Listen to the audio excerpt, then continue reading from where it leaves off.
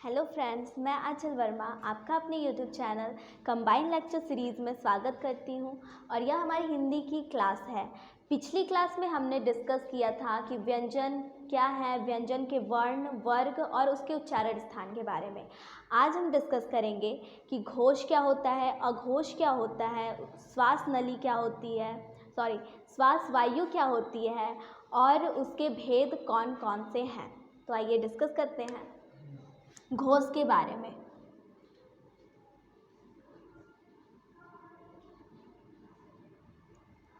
घोष से तात्पर्य है नाद या गूंज। घोष से क्या तात्पर्य है? नाद या गूंज। जिन वर्णों के उच्चारण के समय कंपन या गूंज होती है उसे घोष वर्ण कहते हैं। इसमें इन घोष वर्ण में वर्ग, सारे वर्ग यानी कि जो हम लोगों ने 5 वर्ग के बारे में जाना था, उन पांचों वर्ग के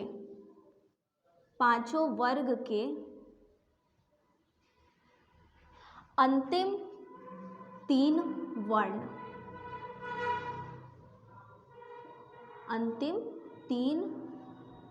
वर्ण, आइए हम जानते हैं वो अंतिम 3 वर्ण है कौन कौन से। तो वो अंतिम 3 वर्ण हैं क वर्ग के ग, घ, अंग, च वर्ग के ज, झ, इय, ट वर्ग के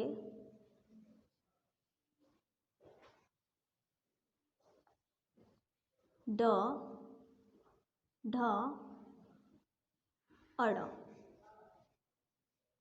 त वर्ग के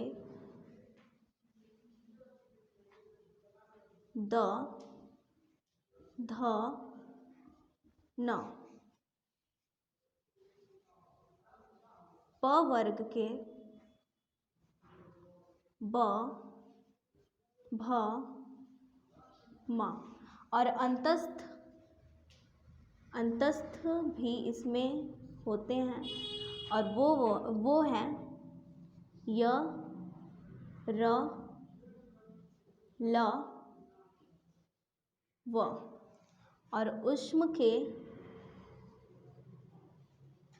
ह वर्ण। ये सारे घोष वर्ण में आते हैं।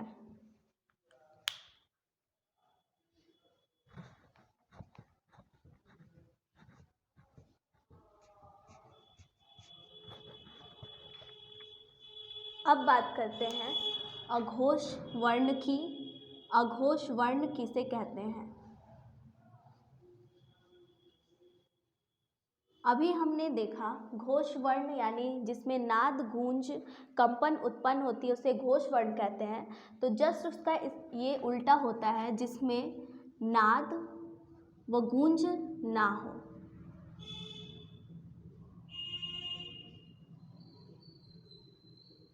उसे अघोष वर्ण कहते हैं। यानी जिन वर्णों के उच्चारण में कंपन या गूंज नहीं होती है उसे अघोष वर्ण कहते हैं। अघोष वर्ण में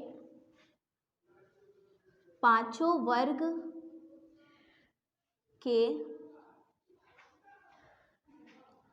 दूसरे और चौथे वर्ण।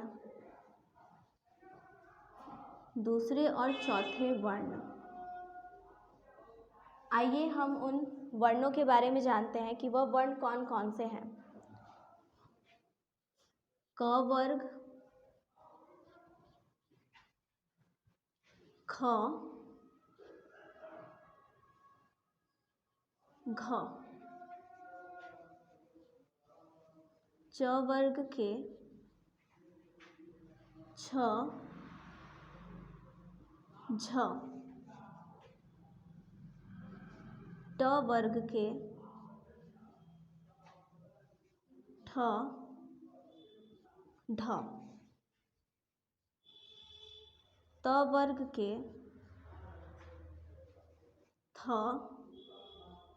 ध।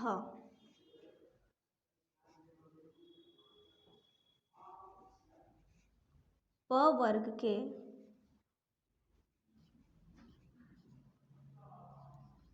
फ भ। ये सब अघोष वर्ण हैं और ऊष्म श श और स। ये सारे वर्ण जो अघोष वर्ण में आते हैं और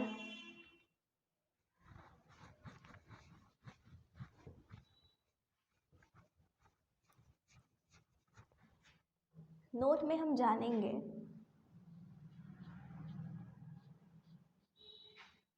घोष वर्ण जो होते हैं उनकी संख्या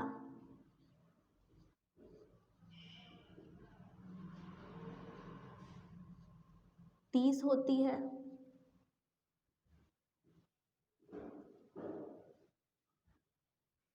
और इसमें स्वर भी होते हैं।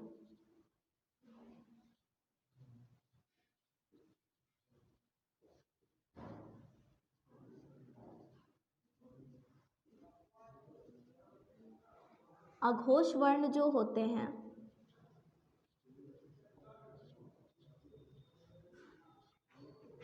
उनकी संख्या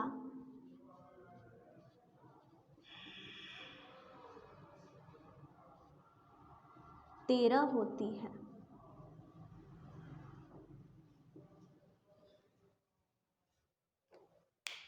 यहाँ पे जो घोष वर्ण है उनकी संख्या 30 होती है और इसमें स्वर भी सम्मिलित हो सकते हैं, लेकिन जो अघोष वर्ण है उसकी संख्या 13 होती है और इसमें स्वर सम्मिलित नहीं होते हैं। तो आज हमने पढ़ा घोष क्या है, अघोष क्या है। तो अगर आपको इसमें कुछ भी कन्फ्यूज़न्स है आप कमेंट्स करके पूछ सकते हैं। तब तक के लिए बाय बाय, थैंक यू।